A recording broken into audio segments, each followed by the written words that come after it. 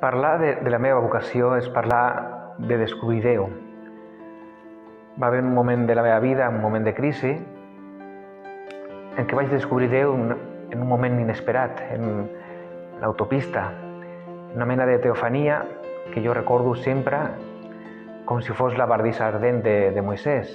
Els arbres de l'autopista em van parlar i vaig sentir un amor inesperat i gratuït.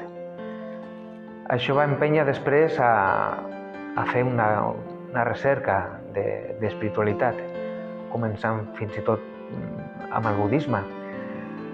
I després vaig tenir la curiositat de descobrir la figura de Sant Francesc, perquè hi ha un personatge d'una pel·lícula que sempre em va encantar, que és Fray Guillermo de Baskerville, en El nom de la rosa.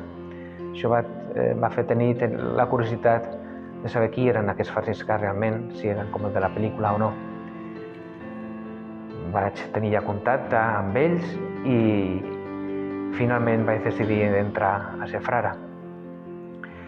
I la vida de fraternitat és encarnar, posar en realitat aquest amor inesperat i gratuït i posar-lo en marxa en el món d'avui, el germà compartint l'experiència de Déu i creixent en aquesta experiència de Déu i d'amor i de caritat.